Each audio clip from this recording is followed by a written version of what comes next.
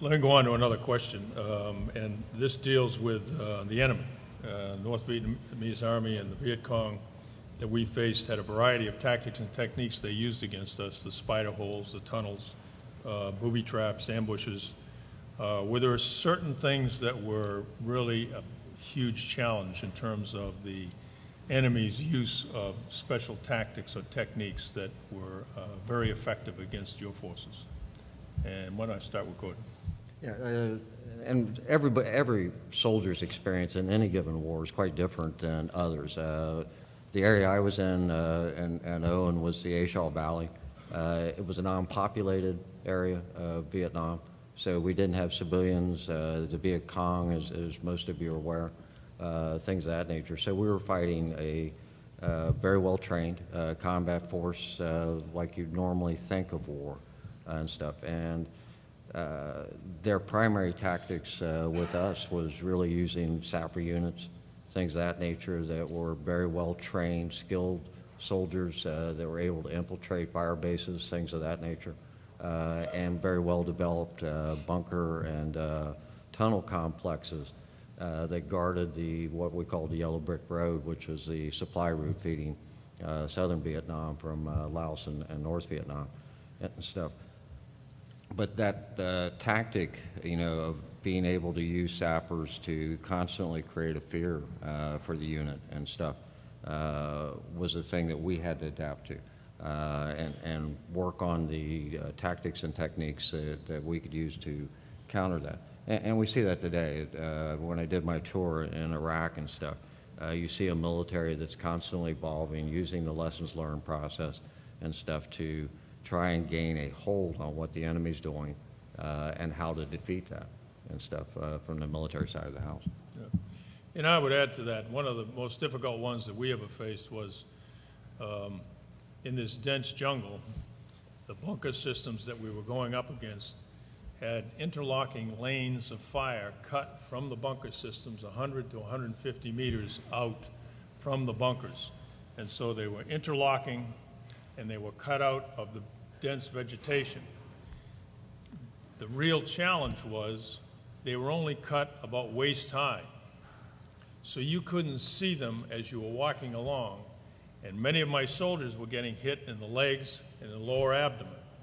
And after about an hour of this, we fully realized that that in fact was happening, and you couldn't see it until you got into a crouch mode, and then you could see all the way to the bunker.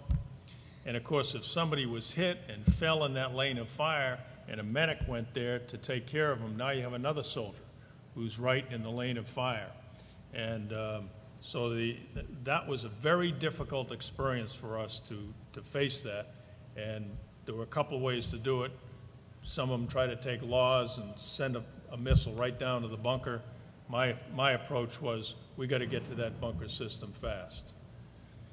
Jack, did you want to have anything? Well, there are lots of tactical lessons one learns in combat that prepare you for future combat. But a lot of the battles in which I fought, we often beat ourselves. It wasn't the enemy who was so bright; we were so stupid.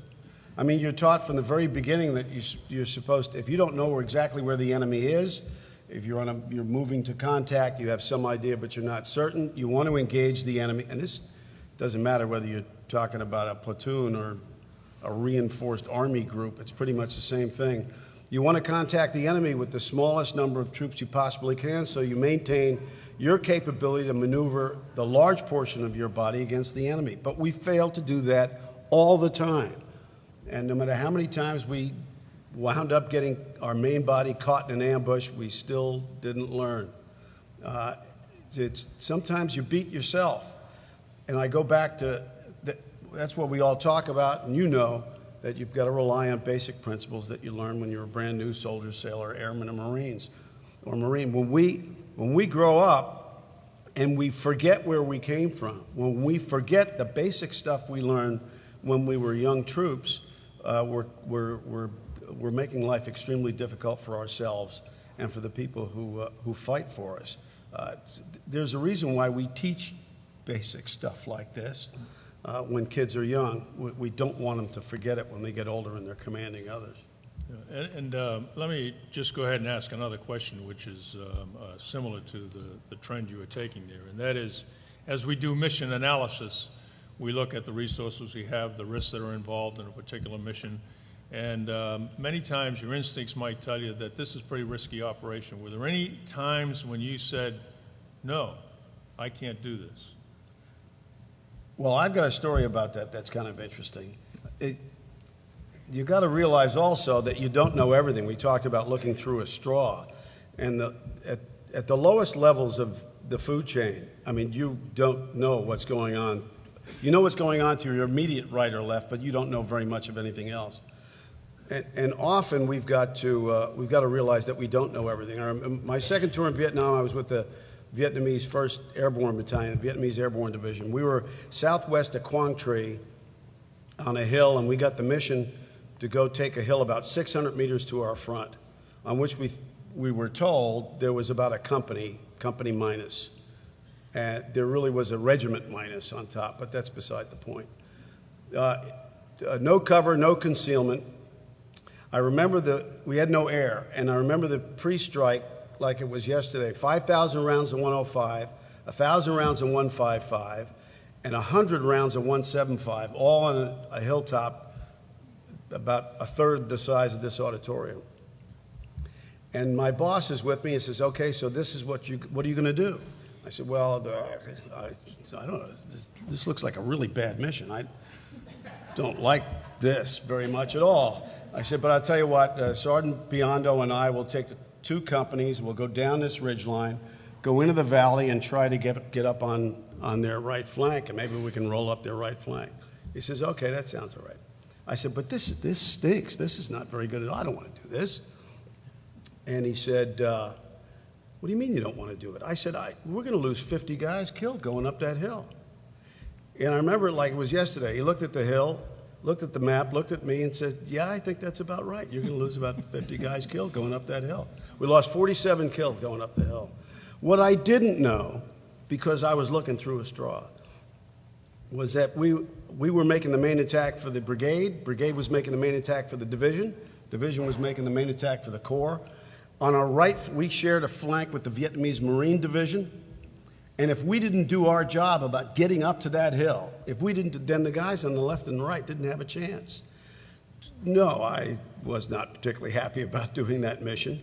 And but the fact that we were going to lose people from my level at the bottom of the food chain seemed very, very important, but in the overall scheme of things was not. Yeah, no, I didn't want to do it, but we did it anyway, and as a result, we prevailed. Yeah, that's exactly the analysis I was looking at. It's a function of what is the risk that's involved of the unit that you may have to go to, the same kind of a situation that I had. However, there were times, and I remember one specific time when I was directed to take a platoon from the company and fly to a downed helicopter, which was in the Boloy Woods, and this was a very tough area in War Zone C, and we knew the enemy had infiltrated in there a lot. And when I got this order, it was from a brigadier general, I'm a captain, and he said, you get your platoon and line it up here, and we'll get the helicopters and go in there. I said, sir, I'm not going to send a platoon in there. I'll send a company in, but I'm not sending a platoon. And he looked at me and he said, no, you're sending a platoon. I said, you're going to have to get somebody else. I'm not going to do it.